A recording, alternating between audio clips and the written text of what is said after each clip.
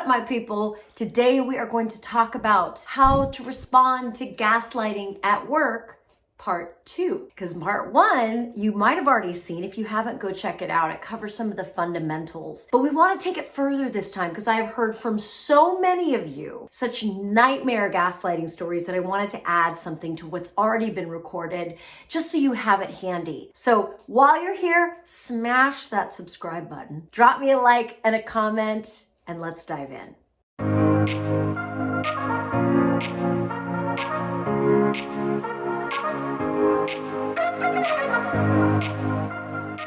All right, so if you're new to the conversation, let's just start by getting some definitions here. What is gaslighting at work? Gaslighting is when someone tries to talk you out of your own experience. If you say the sky is blue, they say, no, the sky is purple. If you say, hey, you said this was due on Monday, but now you're telling me it was due Friday? And they're like, yeah, that's what I said, even though you know that's not what they said. Gaslighting is when someone is trying to undermine your sense of confidence in your own ability to read a situation. Not only is it annoying and business lying and manipulation, it's also really, really dangerous for you and your own self-esteem. If you work for someone or with someone who's really charismatic, really well liked in the organization, and they're gaslighting you or treating you in ways that make you question your sanity, this is a serious situation. It's a psychologically dangerous situation. And way too many people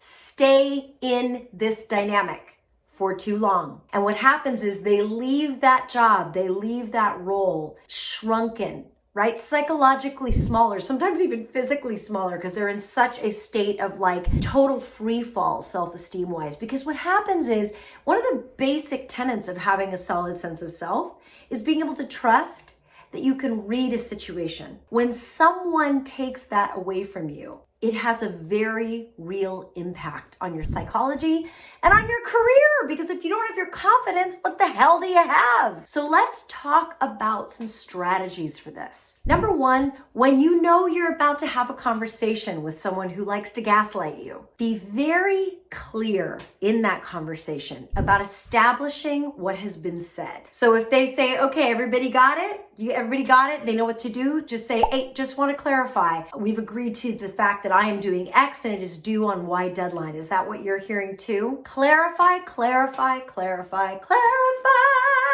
clarify, clarify. Always get them to agree to what your version of reality is before you leave the meeting, if it's possible. If for some reason it is not possible, let's say it's like one of those mission control meetings where it's like 50 people around a, circular desk or on a Zoom agreeing to something and then going off and executing. What I want you to do in that case, because it may not be appropriate for you to raise your hand and say, did I hear that correctly? What I recommend in that case is 2 possibilities. Number 1, if you have the kind of relationship with the person in power, the gaslighter, I would send him a follow-up email and just say, hey, I just want to confirm there was a lot going on in that meeting. I'm committing to X and Y and Z by a deadline, whatever that is.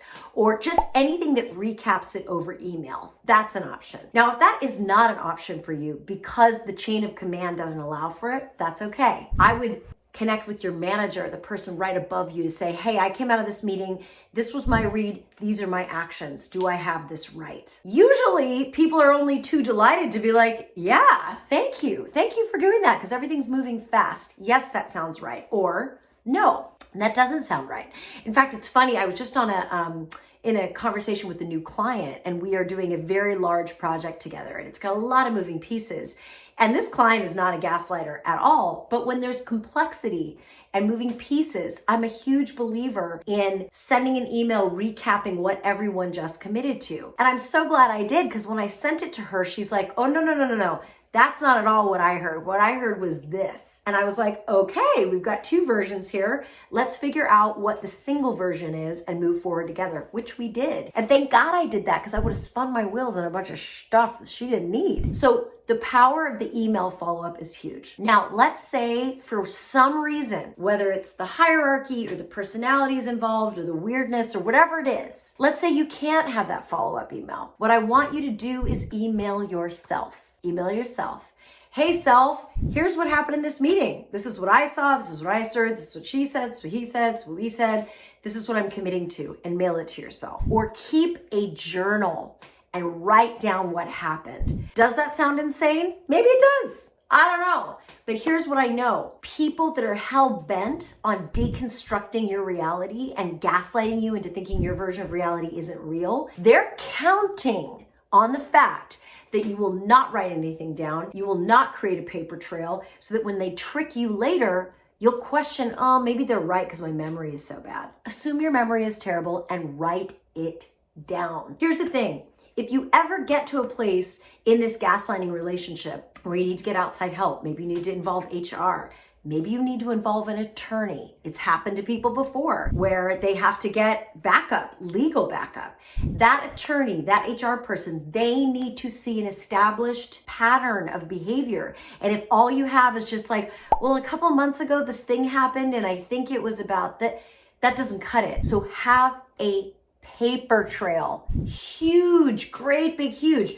Not only is it good just because, your lawyer or the HR person may need it, but because it allows you to trust your memory. And the older we get, listen, I'm 47, about to be 48, the recall factor gets sketchy. So writing things down is huge. Also, even if you're in your 20s, when we're under pressure, there's crazy deadlines, a lot of moving parts, our memory fails us. So write it down. You should have a journaling practice anyway. In fact, if you're curious about that, I have a whole podcast episode called Shut Up and Write Why You Need a Journaling Practice. Go check that out. My podcast is called 20 Minutes with Bronwyn. Anyway, all that said, I really want you to keep a paper trail. Now, what you will notice, if the person with whom you are engaging is a gaslighter and they know they're gaslighting, there's some people that gaslight because they just don't know any better. They don't know how to get their needs met, and so they manipulate and they work in the shadows and they gaslight. Those people, when you do the follow-up, when you create the paper trail, when you clarify, those people are actually going to be like, okay, yeah, yes, good. I'm glad we're doing this, right? They'll respect your desire to communicate more and clarify. They'll respect you. But the people who are maybe covert narcissists, the people who are gaslighting you because they want you gone, the people that are gaslighting you because they are conspiring to get you fired. And I know that sounds really dramatic and serious, but it's real. Those people will have a very different reaction to you clarifying, having a paper trail, establishing boundaries. They'll get mad. They'll get irritated. They'll be like, why are you repeating this? Of course that's what you're supposed to do, or of course that's what is happening, or they'll shame you for needing greater clarity. Here's what I want you to do. Don't take the bait. Do not feel bad about your need for clarity because they are shaming you for clarifying or doing whatever you need to do to walk away from that conversation knowing what you know, okay? So covert narcissists will not respond favorably to you creating boundaries, to you clarifying, to you creating a single version of reality. They'll just shame you. They'll shade you. They'll talk you out of it. And that's an important sign, a very important sign, because here's what I want to tell you. And people hate this part of what I have to say, but I'm going to say it anyway. If someone is in a position of power over you and they are actively gaslighting you and they're getting pissed every time you try to set up a boundary or clarify, those people are probably covert narcissists. Those people are probably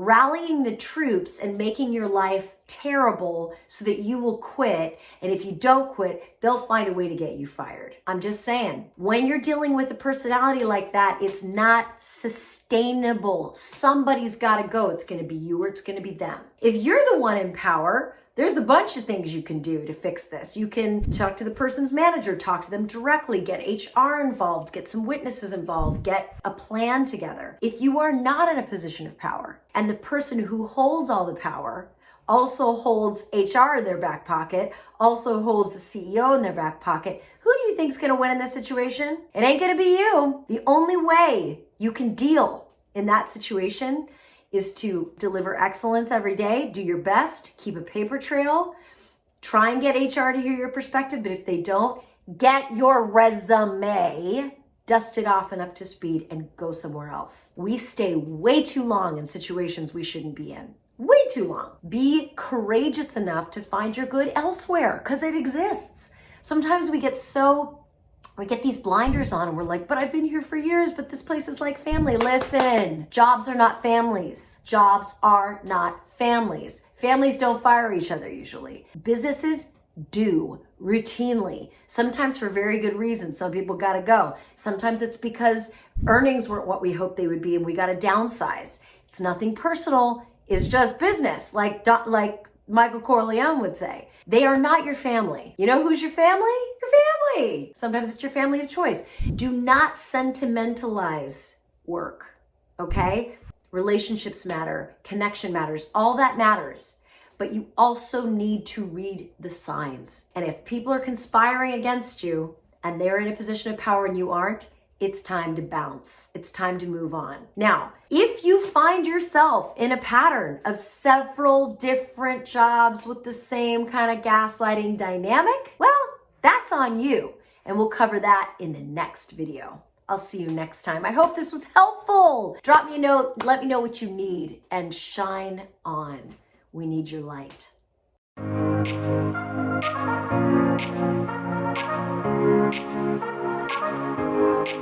Thank you.